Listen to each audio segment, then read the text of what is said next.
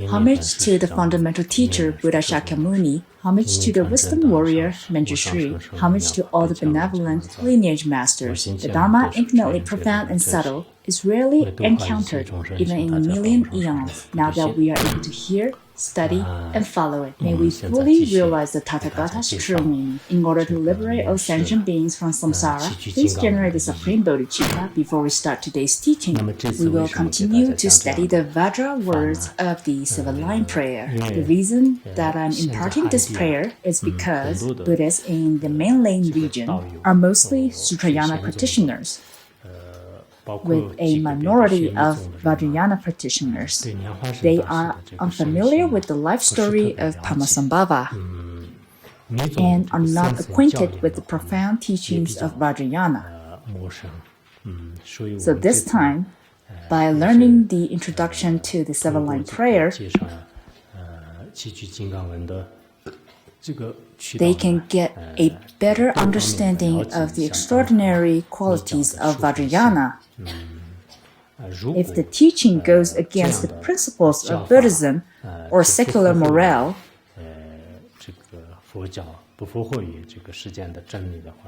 then there's no need to mention and emphasize them. If it is indeed fallacious, yet we insist on convincing people that it's the truth, then this is none other than a deception. So we should never do that, and we never will. In the past, due to many reasons, many people were not familiar with Vajrayana. When it comes to the extraordinary accomplishments in Tibetan Buddhism, accounts of the rainbow body, etc., they either think these as impossible or consider miraculous accounts as tales. In fact, such notions or reactions are unreasonable. Without any questions, Tantric Buddhism offers abundant pith instructions, and once a practitioner who has conviction put them into practice, they will truly feel the blessing, spiritual experiences, and even the attainment of enlightenment. This is for sure. That's why I really hope to let more people become familiar with the stories of great lineage masters as recorded in history. Most practitioners nowadays are quite devoted, but without the guidance of an authentic spiritual teacher, their fundamental knowledge is inadequate to support a thorough understanding of the doctrine. If that is the case, one will easily go astray. Sometimes, they may even criticize the sacred teachings. As a matter of fact, when reading the biographies of great masters, you will realize how ample and wonderful the pith instructions are offered in Tibetan Buddhism. For example, I recall the story of the nun Jomo Menmo. She was an accomplished female master in Turton. There is a very well-known story about her. She followed Guru Choki Wanchuk, who was her spiritual teacher. After her potential as a Turton awoke, she later revealed many mind treasures. When she was 36 years old, along with her two female attendants, performed a tok offering. Then, without relinquishing their physical bodies, all three ascended into the sky and flew directly to Padmasambhava's Pure Land. Many local nomads nearby witnessed the miraculous departure. They came to the place where they had made the tok offering, picked up and ate the remaining offerings that they left behind. This is a very typical story of an accomplished Vajrayana practitioner recorded in history. There are similar stories in Han Buddhism. One is about the first Chinese bhikkhuni named Jingjian. I quoted this story in my writing. the concise biographies of Vajrayana practitioners who attained rainbow body. The book was published in the Quarterly Journal of Luoyang Buddhism as early as 1997. In Master Longlin's commentary on the Heart Sutra, a book called Lives of Great Nuns also featured the story of Bhikshuni Jingjian's enlightenment.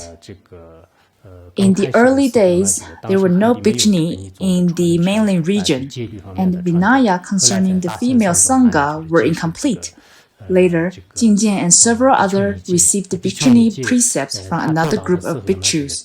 When she was ordained, the shrine hall was filled with an unusual fragrance, and many other auspicious signs emerged. Later, she observed the Vinaya rules strictly and pursued her study tirelessly. According to her biographies, she secretly engaged in the most profound tantric practice. When she was 70, one day, a beautiful rainbow appeared in the sky, and a celestial lady stepped down from the rainbow, holding a bouquet of flowers, and ushered Bhikshuni Jingjian to the Pure Land.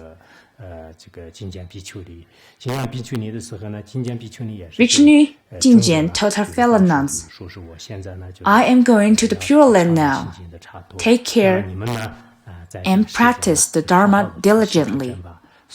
After bidding farewell to them, she followed the celestial lady towards the Pure Land without leaving her physical body behind. This is the attainment of the rainbow body of great transference in Vajrayana. The body transforms into light, leaving nothing behind, not even a single fingernail or piece of hair. So we should keep in mind that there are many pith instructions in Buddha Dharma. A couple days ago, some female students asked, "Are there any stories on female practitioners and their enlightenment?" In the past, I addressed this subject on different occasions. Whether you are a male or a female practitioner, if you have strong conviction towards your guru, the three jewels, and the excellent Dharma, you can all go to the Pure Land without relinquishing your physical bodies. Such instances and stories are countless. Therefore, to encourage people to understand Buddhism is very important. Otherwise, some people may criticize Tantrayana, Padmasambhava, the 8 great sadhana teachings of the Nyingma tradition, and more. They cannot accept all these tantras. In one respect, their behavior is understandable since they have never followed a good spiritual teacher who could guide them properly. Meanwhile, because of their secular education and previous life experiences, they have never learned about the excellent qualities of Tibetan Tantrayana, the origin of the lineage masters or pith instructions. Thus, they are very likely to be confused by ignorance, especially under the influence of negative surroundings. For example, if they follow disqualified teachers, they are more likely to slander Tantrayana. This can happen quite easily. So, through the study on the merits and the practices of Padmasambhava, you should know that in this lifetime, even if you're not very successful in practicing Tantrayana's profound teachings, don't ever make any vicious remarks to denigrate it or insult the profound view, meditation, and conduct. Otherwise, you will suffer horrible consequences within this very life and take rebirth in the 3 lower realms with no chance for liberation in future lives. This is most likely to happen. Thus, it is important that through this teaching, we can understand a portion of qualities of Padmasambhava. As for me, I have always been particularly fond of Guru Rinpoche since childhood. Throughout my entire life, whenever I was herding yaks, studying in schools, or practicing as a monk, this devotion has never faded in the last 3 to 4 decades. I have never had the slightest doubt or wrong view towards the profound view and practice of Guru Rinpoche. But I have noticed that some Dharma practitioners who criticize Tantrayana did so out of their lack of understanding. Some seem to have a strong conviction at first, but later, due to various reasons, they ended up rejecting Tantrayana. They turned against and even slandered the teachings of Pamasambhava. These are horrible actions. I hope that you don't go astray onto the path of ignorance. Today, we will continue with the study on the 7-line prayer practice. And in the future, when trouble threatens from barbaric forces, it will be as Takshem Semten Lingpa has foretold in a secret prophecy. I, Pamasambhava, will bear the name of Rudra Chakri, and with my 25 disciples, lord and subjects, I, the lineage king, will be escorted by my army. This is a prophecy. Here, Pamasambhava said that in the future he will assume a wrathful form. According to the annals of history, the wrathful form mentioned here is Rudra Chakri, the king of Shambhala.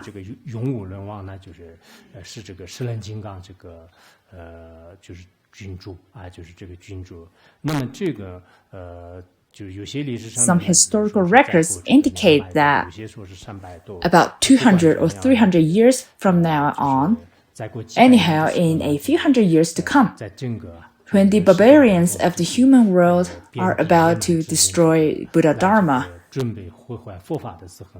the army of Kalachakra descend to the human realm from their kingdom to India, the Tibetan region, and many other places, and they will subdue all those who hold wrong views and will conquer the earth. This is clearly documented in the history of the Kalachakra. In the present time, those who come into contact with the Kalachakra or the teachings of Pamasambhava will attain liberation at that time in the future. Many spiritual masters will come to this world at that time. Mipa Rinpoche will be born as Senkepu. His Holiness Chikme Ponsok's previous incarnation, Chertan Sogya, will take birth as Karma Dorji, the commander of Kalachakra's army, and all the followers of his lineage will become the soldiers of this future legion. However, this troop of Kalachakra is in no way the same as an ordinary army who harms sentient beings ruthlessly. When the time comes, through miraculous transformations, the army of Kalachakra will conquer Mara's armies, evil forces, and Totikas. With great compassion, the army will liberate their rivals' consciousness and give them teachings according to their capacities. How privileged we will be if we take rebirth at that special time. So, many great masters even make the specific aspiration to be born then.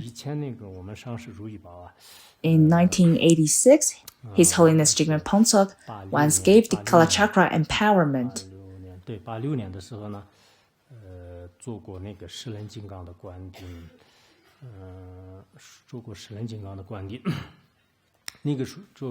His Holiness said one emblem was needed for the Kalachakra empowerment.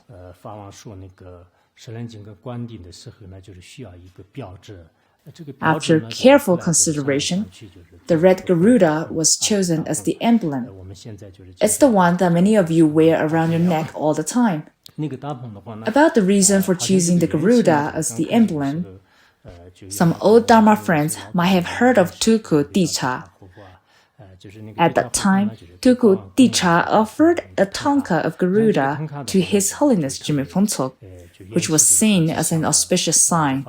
His Holiness said that when he was in the Violet Blue Valley, Dakini Dari Lamo offered him a silver coin.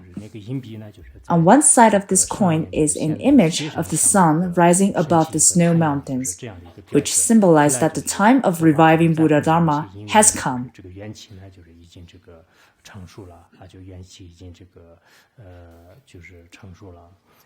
Before the Kalachakra empowerment, Rinpoche was just considering making the Garuda the emblem of the empowerment. And then Tuku Dicha offered the tanka of the Garuda, which was very auspicious. At that time, we made a picture of the Garuda in black and white, and every Dharma friend bought one. It was made by a Chinese man who had stayed here temporarily for photography. Rinpoche said that him and Tuku Yiping were haggling over the price of the picture with the man all morning. They finally brought the price down to 50 cents per piece. $1 renminbi was the initial price, but it was bargained down to 50 cents. Every one of us was asked to purchase one, the emblem of the empowerment. In the future, the Garuda will be the emblem for the Kalachakra Legion.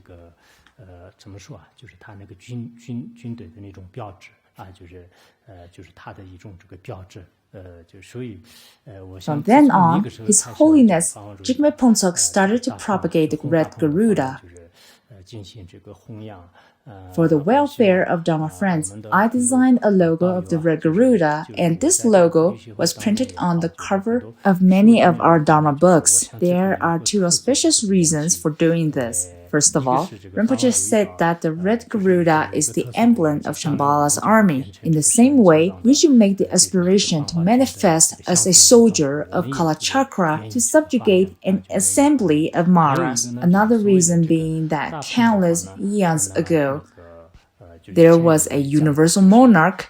One of his 1,003 sons aspired that when all his brothers were to attain Buddhahood, should there be any obstacles, he would be the one to dispel them. At that time, the prince made such an aspiration, and that's how he became a Garuda. In Tibetan Buddhism, there are many dharmas of Garuda practices. In the treasure text of Dorje Dechen Lingpa, there are sadhanas of the Black Garuda, as well as practices of multicolored Garuda, red Garuda, and many others. His Holiness often talked about and delivered teachings on the red Garuda. As a matter of fact, practices of the red Garuda are easier to engage. In the treasure text, there is a practice with a rather simple visualization.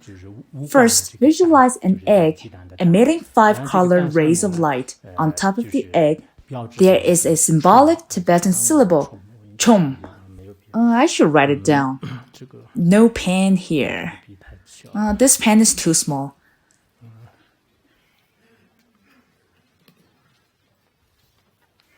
Is there a marker?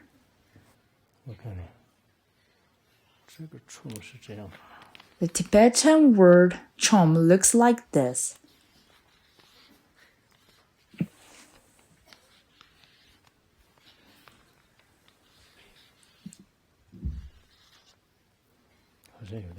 Maybe you can't see it clearly.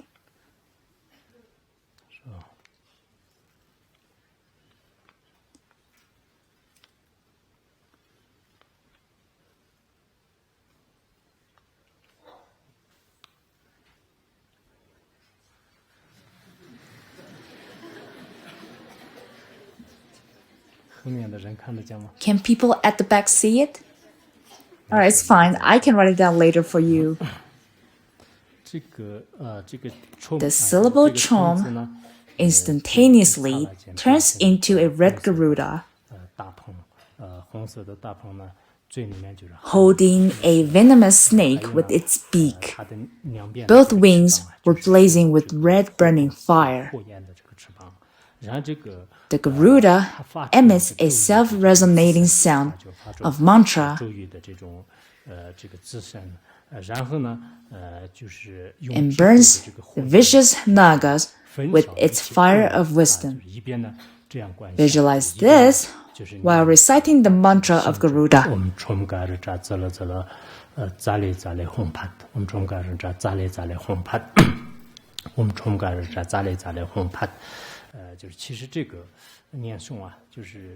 This mantra is very important.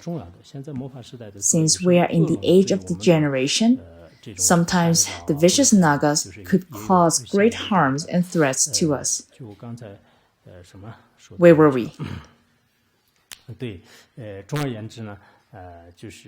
Anyway, since we are talking about the symbol of the Garuda, it would be auspicious for us to wear the Garuda badge from now on, as it can bring us a lot of benefit, especially protecting us against all hostile forces, such as Maras, vicious dragons, negative local deities, and all kinds of obstacles. Now, back to where we were, the army of Kalachakra can conquer all evil spirits in the world. Thus, he prophesied that he will subdue the barbarians and propagate the teachings of the secret mantra. In the future, they will wipe out all barbarians and will propagate Vajrayana in Jambu-Diva, particularly the practice of Kalachakra. Guru Rinpoche predicted also that in the cool land of Tibet, most of the non-sectarian holders of the old and new traditions would be his emanations. Treasure revealer Takshem Semten Limpa also prophesied that in this cool land, which refers to the land of snow, within all the new schools like Gelugpa, Kadampa, etc., and the ancient school, the Nyingma, the holders of the old and new translation schools will mostly be emanations of Padmasambhava.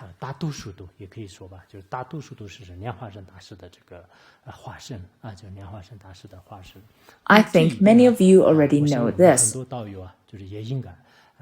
Some think that I am a student of the Nyingma tradition. I shouldn't follow the Gelug's tradition. Or I belong to Gelugpa. I cannot study the teachings of the Sakya tradition. Or I follow Sakyapa. I shouldn't learn the teachings of the Kagyu tradition. They feel that all these traditions are completely incompatible and contradictory. Such an opinion is actually illogical.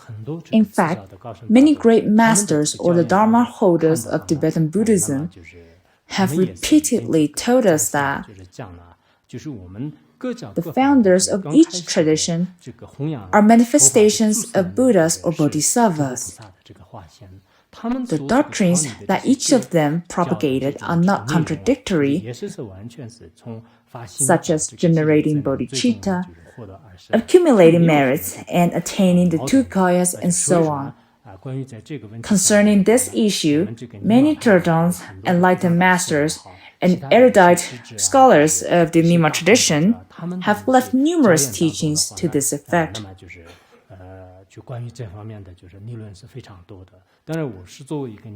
Of course, as a Nyingmapa myself, it might be quite difficult to argue a point with only references coming from our own tradition. In the past, His Holiness Jigme Pongsok often quoted teachings of great masters from the Gelug tradition to demonstrate this point.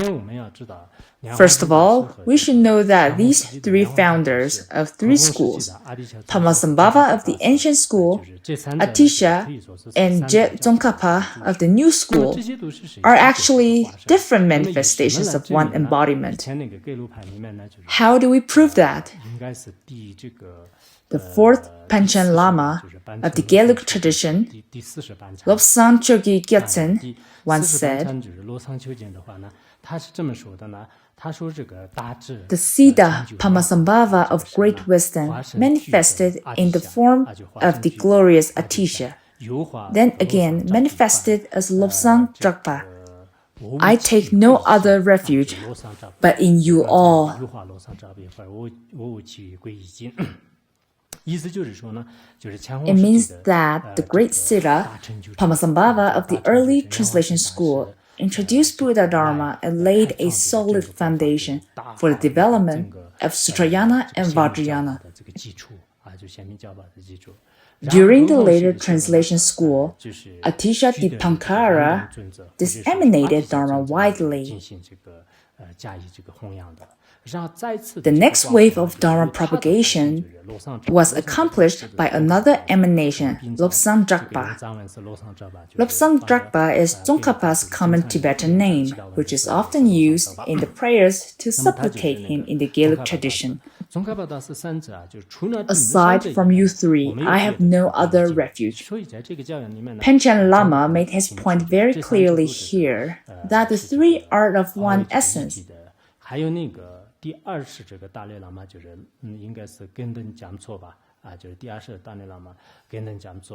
Also, the second Dalai Lama, Gundeng Gyatso, expressed the same view.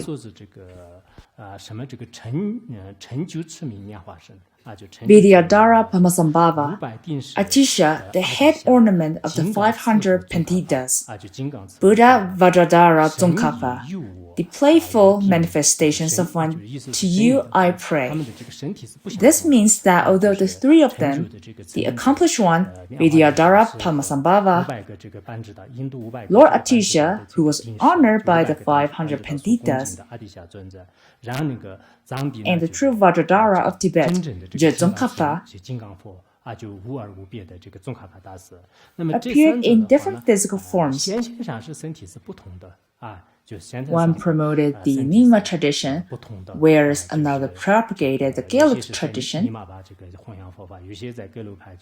Yet they are all of the same essence and manifestations of Buddhas and Bodhisattvas.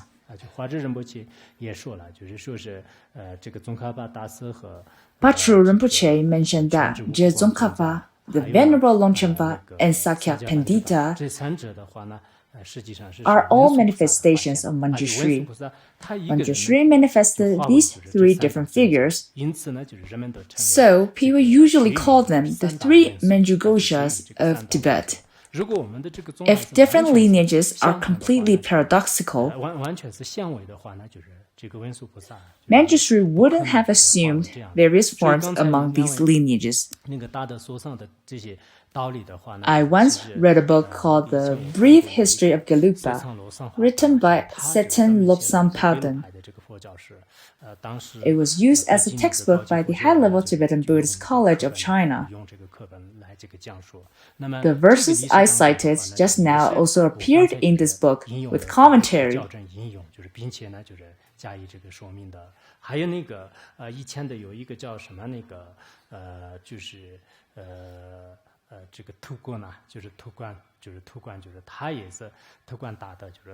Also, there was a very prominent figure from the Gelug tradition who said that the three Dharma lords, Atisha, Gampopa, who was the spiritual successor of Milarepa, Je Tsongkhapa, are manifestations of Padmasambhava.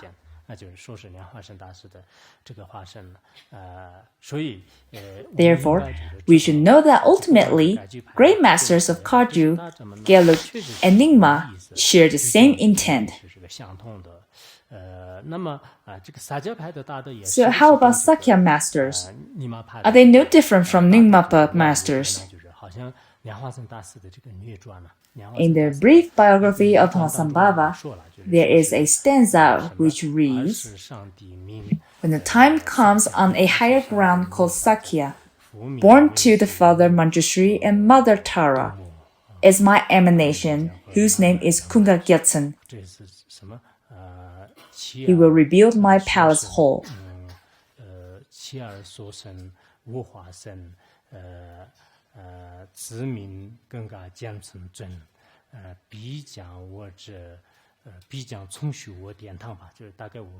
This is a rough translation from what I can remember of the Tibetan version. I used to read this brief biography of Padmasambhava every day. The stanza means that from a higher location called Sakya, a man named Manjushri, Jambi, and a woman named Tara, Droma, will give birth to a child, Sakya Pandita Kunga Gyatso, who wrote the Treasury of the Good Advice. He is my emanation, said Pamasambhava. This exact prophecy was made many years ago by Pamasambhava. He will build my palace halls. This indicates his effort in reconstructing and repairing the shrine halls of the early translation school. I can see some Sakya students here. They seem very happy and smiling. Therefore, Sakya Pandita is also a manifestation of Pamasambhava. Also, in the Jonan tradition, there was a remarkable master named Taranatha. According to his biography, he is a manifestation of the Venerable Longchenpa, as I have mentioned before. So the ultimate intent of the teachings given by great masters are not contradictory. It is totally fine for you to follow whichever lineage you choose. But please do not slander other lineages from your personal view. The situation has improved for the betterment now. In the past, a few individuals in the Gelug tradition weren't so well informed, so they attacked the Nyingma tradition. Great masters, true holders of Buddha Dharma, later clarified the truth, since they know ultimately there is no contradiction among different traditions. So, in the same spirit, all sects of Buddhism in the world, may they be Tibetan Buddhism, Theravada Buddhism, or Northern Buddhism, they are just different paths leading to the same destination. The different paths are necessary. If there were no various sects in Buddhism, due to the human nature to discriminate between self and others, we wouldn't hold these teachings dearly and protect them. However, if we follow our own particular Buddhist sect, then we will feel a precious affinity, which consequently brings us much benefit. For example, we all have faith in the Buddha, but it is our spiritual teacher who gives us the teaching directly. So we have special gratitude to our Guru, and such gratitude plays a key arising for a better spiritual engagement. All in all, most Tibetan masters are manifestations of Pamasambhava. He has shown himself and bestowed innumerable blessings and instructions in front of scholars and accomplished noble beings. This is clearly evident in their respective biographies. You can read the biographies of different masters. Before making the pilgrimage to Mount Wutai, I read many biographies of great teachers of the Gelug, Sakya, Jonan, and Kagyu lineages, and can see that many accomplished beings had personally met with Pamasambhava, not to mention those of the Nyingma tradition. Many accomplished siddhas of the Nyingma tradition, and even ordinary practitioners, see Guru Rinpoche receive his blessings and empowerment in their dreams. A while ago, well, never mind. I had a very auspicious experience in my dream. Well, I better keep it to myself. As for other spiritual teachers, for example, there was a spiritual teacher called Hwagu Gyatso, who was an extraordinary tulku.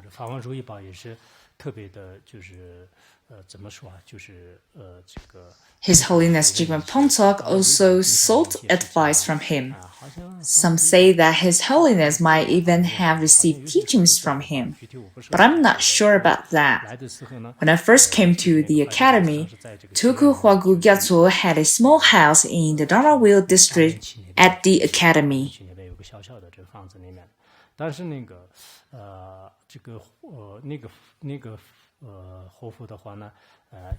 Tuku Huagu Gyatso had reached a high level of realization. During the Cultural Revolution, Buddhism was almost wiped out in Tibet. Back then, no one could be seen to study Dharma or recite mantras, because it would bring great danger if one was exposed. This is how strict the religious policy of that period was. Once, I heard a story which many people confirm it to be true. Tuku Huagu Gyatso had a dream one night. This happened almost 20 years ago, so my memory is a little bit blurry now. He dreamt about circumambulating a sacred mountain. While he was going uphill to a mountain that looked very much like the landscape of Laruk Valley, he could see clearly the trees and shrubs. When he reached the mountain top, suddenly thunder rumbled, and at that moment he experienced a state of enlightenment.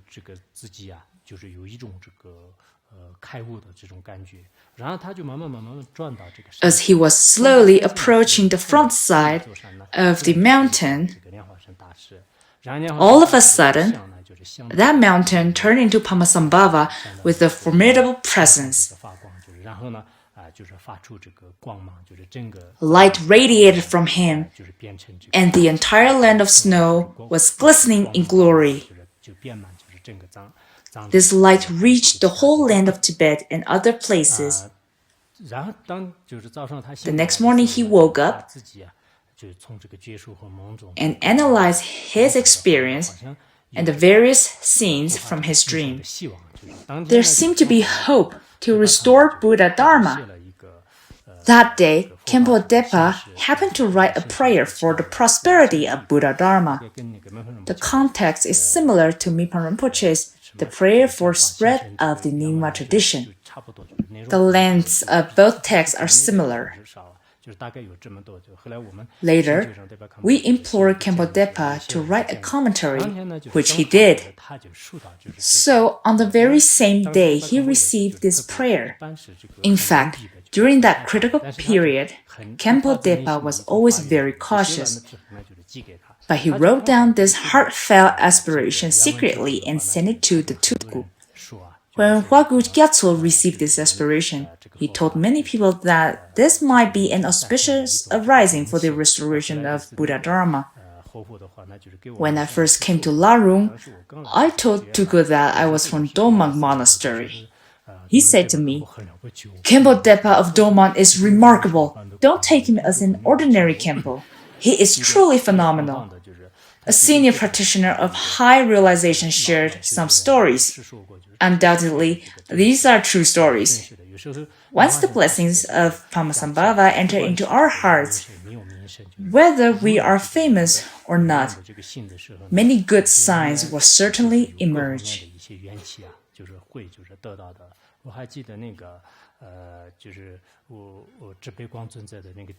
I still remember the story of Jigme Gyalwe Nyugu, a disciple of Jigme Limpa.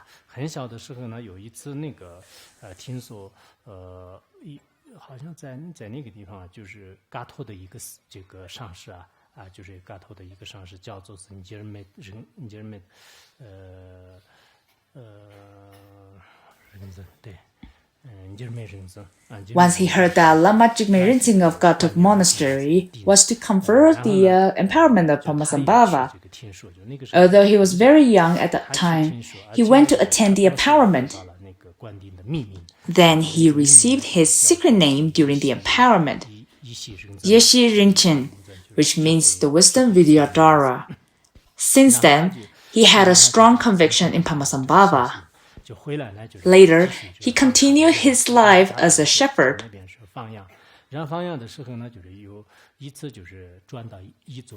One day, he came to a very large rocky mountain. On this mountain, there was a cave where Padmasambhava visited and practiced. Being in front of this holy mountain, he began to pray to Guru Rinpoche fiercely. Not before long, the entire mountain turned into the majestic form of Pamasambhava, who was holding a Vajra with a threatening gesture.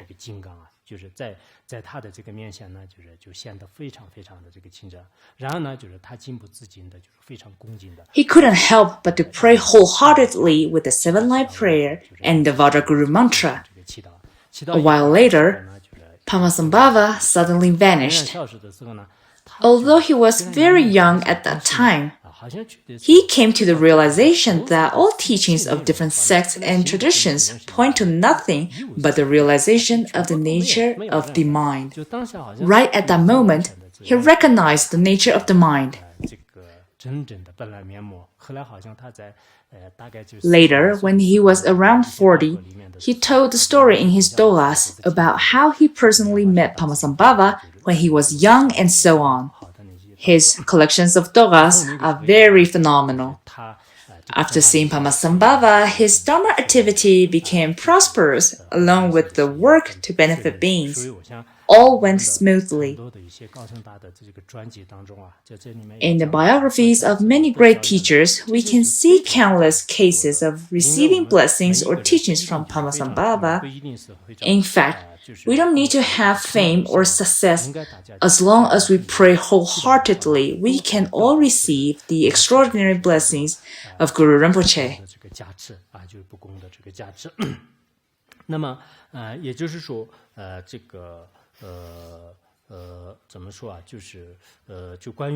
Similar cases can be found in the stories of these masters. Guru Rinpoche always says in the future when Maitreya is the Buddha of this world, he will appear as a bodhisattva and will be a teacher of beings and will greatly spread the doctrine of the secret mantra. He will appear as Bodhisattva Dodron. Dodron means taming and beneficial to sentient beings. Surely, he promised to appear at the same time as each of the Buddhas of this fortunate eon. Of course, it is said in some Shastras that Vajrayana will prosper during the time of Shakyamuni and 2 other Buddhas. It will not prosper at any other time. In fact, these 2 statements do not conflict. It means that Vajrayana will be propagated during the times of these 3 Tathagatas, just like how Vajrayana is flourishing now. In the time of other Tathagatas, fortunate eon, until samsara is empty, Pamasambhava will come and disseminate Vajrayana in various forms. But Vajrayana will not be as prosperous as it is now. It can be explained from this perspective. As long as there are sentient beings, he will remain in his immortal, indestructible wisdom body, the ground of his emanations. He will display his emanations as limitless as space and time, working for the welfare of the beings of the future. It is necessary to understand who Pamasambhava really is. Nowadays, some scholars and other people regard Guru Rinpoche as an ordinary Tibetan yogi with a top knot. They see him from a mundane sense. Sometimes, when I read about versions of Introduction to Tibetan Buddhism written by some famous Dharma teachers, scholars, and doctoral students, I couldn't continue with the reading. I just smile and put their books down. Other than that, I don't want to engage in any debates. We should know that for us ordinary beings, the actions and accomplishments of Pamasambhava cannot be fathomed. In the time of every Buddha of the fortunate eon, Pamasambhava will come to benefit sentient beings with his emanations. As he himself has said in his Vajra words, "Renowned am I as Pama, the self-manifest, emanated from the heart of Buddha Amitabha, boundless light. I, Pamasambhava, emanated from the heart of Buddha Amitabha, the sheen of high Avalokita speech. I am the light of the speech of Avalokiteshvara. Among the manifestations of the body, speech, and mind, this is the manifestation of speech, the brother of the Dakini and king of Dakas. I am the brother of all Dakinis. I am the action of the Buddhas of triple time. Great Samantabhadra, peerless Vajradhara, both am I, mighty and compassionate, appearing in my emanated forms. Strong is my activities, assisting beings as their needs require. I am their wishing jewel fulfillment of their hopes.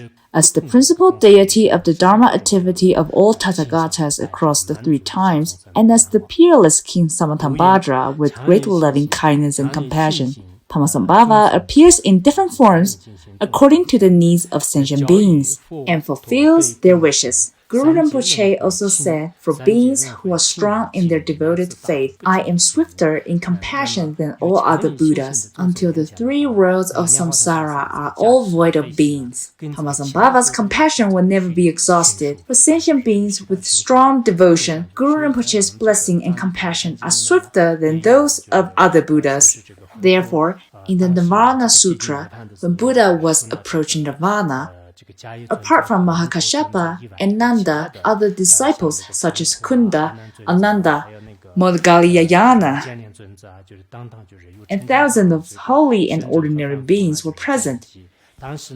When Buddha announced that he was entering Nirvana, many of those present bursted into tears. Buddha told them, in the future, in the stainless ocean with shining light, a man who is better than myself will be born. So a man better than the Buddha will be born, according to Buddha himself. Don't weep, so you all do not cry. This was stated clearly in the Nirvana Sutra. Thus, we must know the excellence of Guru Rinpoche. Of course, from the perspective of both compassion and wisdom, Buddha and Padmasambhava are no different from each other. Padmasambhava does not surpass Shakyamuni Buddha, but in the age of degeneration, when beings encounter all sorts of evil spirits and Tritikas, if we pray to Padmasambhava, Guru Rinpoche's blessings come swifter than the Buddha's. Maybe a few practitioners of Sutrayana cannot embrace this statement, but there is nothing to negate. For example, in the Pure Land school, when it comes to helping beings to take rebirth in Dewa Chen, Amitabha's blessings are swifter than other Tathagatas. The same principle applies to Padmasambhava's power to dispel obstacles. I truly think that in this chaotic age of time, to succeed in your practice and attain enlightenment solely by your own effort is quite unrealistic. In times like this, our minds are easily distracted when we are troubled by obstacles that will definitely occur in our course of practice. However, if we rely on Padmasambhava, once his fierce blessings dissolve into our hearts, then our practice can progress without a hitch. So for every one of us, it is particularly important to pray to Padmasambhava at all times, no matter where you are. Regarding this, we must contemplate carefully. The compassion of Guru Rinpoche is inexhaustible. To whomever has faith in Padmasambhava, he will come to bestow blessings, empowerments, and siddhis upon that person. Now, we will explain the verses of the seven-line prayer.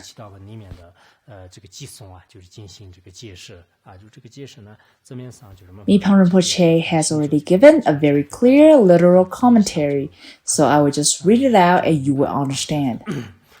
Such are the inconceivable exploits of Guru Rinpoche. One of these, as the seven-line prayer records, was the way in which he revealed his Nirmanakaya in this world. So how Padmasambhava manifested in the Jambudvipa continent is explained as follows. The prayer begins with the utterance of the syllable Hong, which is the self-arisen seed syllable of the mind of all Tathagatas. This invokes the enlightened mind of Guru Rinpoche himself. The self-arisen seed syllable of the mind, the Tibetan letter Hong, marks the origination of the prayer. Jambudvipa, this world of ours located to the south of the cosmic mountain Meru, numbers 6 main provinces. Of these, the westernmost region is the country of the Vidyadharas. This is Udayana, or Ugin, the Dakini's land, where upon its northwest rim or frontier there lies a stretch of water, replete with eightfold excellence and free from every imperfection. It can be said to be a very large lake. This is Lake Dharmakosha. It is a symbol of emptiness endowed with supreme qualities, the queen of the ultimate expanse. From the perspective of the profound completion stage, this is a symbol of emptiness, the queen of the ultimate expanse. This lake is perfect in every way, as is obvious, even to the perceptions of ordinary people. It is filled with lotus flowers, the largest of which, growing in the center, is a lotus of exquisite beauty in both its petals and pistil cup. On this flower stem grow other lotuses, thus making 5 in all. Each is of a different color, corresponding to the 5 enlightened lineages, and symbolizing the 5 wisdoms. The lotus in the middle is red to indicate the lotus lineage. We know that Padmasambhava is the mind emanation of Amitabha. In the color of red, the center of the lotus family, the never-ending knot, the precious and immaculate treasury of the heart of Buddha Amitabha is filled with the syllable Shri, shining with beams of 5-color light. The wisdom of body, speech, and mind of innumerable Buddhas of the triple time turns into the Tibetan letter Shri.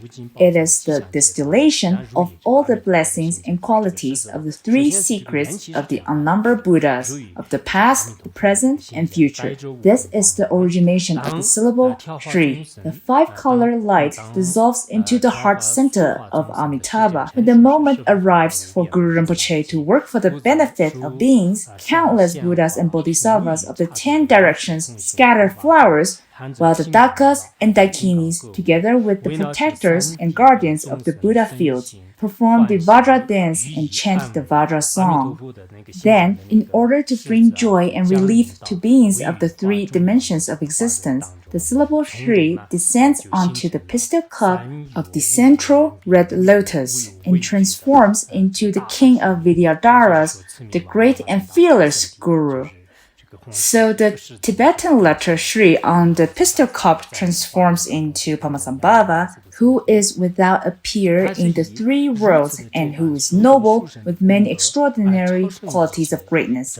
How is he without a peer? He surpassed everyone in regard to his body, speech, mind, qualities, and activities. Through his immense merit, his very body is a source of benefit for beings. In general, these qualities are exclusive to Tathagatas. At the beginning of the Nectar of Manjushri's speech, it is said that when Buddhas explain the Dharma, they use 3 kinds of miraculous display of body, speech, and mind. By his teachings, he benefits them with his speech. With his mind, he benefits them through his awareness, wisdom. With inconceivable, miraculous power, he guides beings to liberation. So here it describes his body, speech, mind, quality, and activity. Then it describes how he benefits beings, which is similar to the 12 deeds of Buddha Shakyamuni. How was it like at first?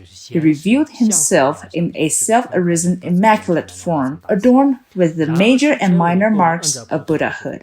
This is how the letter Shri turned into Padmasambhava. He was then empowered as the son of King Indrabhuti, but later renounced the kingdom and embraced the life of a yogi, practicing in the 8 charna grounds, where he trained in the boundless teachings of the outer and inner vehicles. The story of his life and deeds is beyond imagination. He displayed an illusory array of 8 manifestations. In 8 different sites, Guru Rinpoche appeared in 8 different manifestations. With invincible strength, he annihilated demons, rakshas, and evil spirits, and brought beneath his power the proud and haughty spirits of the world. He placed many beings on the path of the great secret that brings them to maturity and bestows liberation. He is the object of the most marvelous praises in the whole of these 3 worlds. And as we read about the wondrous, prodigious life of the Lord, the second Buddha, which is described in the trustworthy scriptures of the Kama and Dharma transmissions, we are inspired to have faith in him.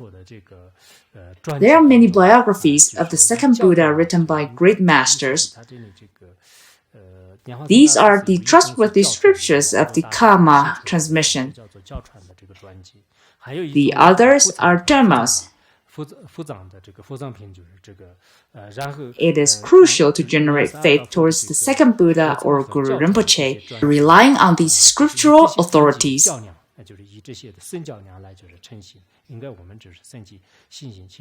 It is definitely worthwhile to take the time in reading the biographies of Pamasambhava, through which we will gain a new understanding of his life and activities. Moreover, not only does this great being possess the common accomplishments, but he is also perfectly and primordially enlightened. Supreme mastery, he has found the state of the union of the great Vajradhara, and as the lotus-born, he is renowned in the endless array of infinite Buddha fields. From the perspective of the ultimate truth, it's not as simple as people think. Pamasambhava is not just an ordinary human being. We recognize him together with his retinue as the personification of the three refuge, the ultimate undeceiving protection to whom we can pray with utter confidence. First, it talks about Pamasambhava's place of birth, Lake Dhanakosha, how he came to this world, and then the life and activities of Pamasambhava. All of these have been concisely explained here. So, Dharma friends, if you wish to develop confidence in Vajrayana, you must first cultivate confidence in Guru Rinpoche. If you have a deep understanding and confidence in Pamasambhava, then you will know that Garab Dorji, Sri Singha, Vimala Mitra, Jana Sutra of the Dzogchen lineage, all these accomplished ones are manifestations of Pamasambhava, or we can understand them as different forms of Pamasambhava. With such confidence, it will be easier for us to understand teachings like Dzogchen, the essence of clear light through the text, as well as biographies of many spiritual teachers of other traditions and their multifold forms of manifestation. However, if we don't have a good understanding of Pamasambhava, we might have some trouble embracing Vajrayana. As well, we will probably find it difficult to accept Sutrayana. We took refuge in Buddha Dharma, which can be divided into Sutrayana and Vajrayana. If we separate Vajrayana and Sutrayana, does Sutrayana by itself represents Buddha Dharma in entirety? Not at all. If we accept Buddha Dharma partially and abandon the rest, it is very hard to say whether we can take rebirth in a pure land or to attain liberation. Now we have a better understanding about the object of our prayer and to know what Pamasambhava is like. This time, I didn't have too much time to read more biographies. There are many biographies written by great masters. If we have enough time, we will surely find many interesting stories. I've read the biography of Jigme Limpa, and I remember there are stories about how Guru Rinpoche took Jigme Limpa under his care. Similar stories can also be found in the biography of Longchen Rabjan, as you will see in many of Longchen Rabjan's compositions, that the concluding phrase at the end in the small print, it reads, written by Yogi Longchen Rabjan under the guidance of Ugin Pamasambhava. So many Vajrayana masters were taken under the wing of Pamasambhava. I hope that Sutrayana practitioners could let go of their personal judgments. Biased opinions actually impose obstacles for your liberation. If you acknowledge Amitabha Buddha, but not the emanation of Amitabha, this would not make any sense. Thus, we should have confidence in all sects of Buddhism and pray wholeheartedly to the one which we hold the strongest faith, be it Avalokiteshvara, Pamasambhava, or Manjushri. You can pray to any noble one. It is perfectly fine. Nobody compels you to chant one specific mantra and prohibits you from reciting the other. You can choose the deity in whom you have the strongest conviction, recite the mantra, and engage in practices of this deity. If you do so, your mind transforms. As a Dharma practitioner, it is really important to receive the blessing from Buddhas and Bodhisattvas. Once a practitioner is blessed, he is able to change himself, let alone to change others.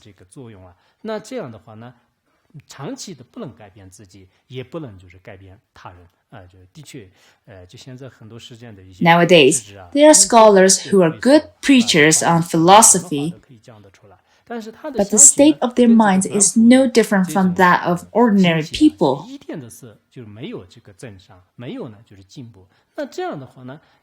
In this case, no matter how eloquent they are, when they leave this world, their body will be left behind. Their consciousness will wander about in their intermediate state of bardo, filled with afflictions. A human birth is very hard to obtain. Hence, within the short span of our lives, we must exert fully in practice and entreat these wisdom Buddha deities. They will most certainly bestow blessing upon us, so that our mind stream improves for the better. For example, when you first came to the academy, you didn't know much about Buddhism, nor about many deities and spiritual teachers. Later, you have acquired much knowledge after contemplating and devoting your time into practice. When you leave our institute, you will certainly experience the transformation. It's like what some spiritual teachers used to say. Before sitting in meditation, he is an ordinary person. When standing up, the practitioner becomes an enlightened one. This is probably hard for us to do, but what we strive for is that when you first entered the institute or the Buddhist study group, you were an ordinary being with loads of afflictions. After putting in the effort for a while, when you go back to the secular environment, you will find yourself different from who you were before. This is why it is worthwhile for us to work so hard for Dharma teachings as much as possible. I hope you don't deceive others and fool yourselves. For each of us, if we truly devote ourselves into Dharma practice entirely, we will receive the extraordinary blessing and experiences.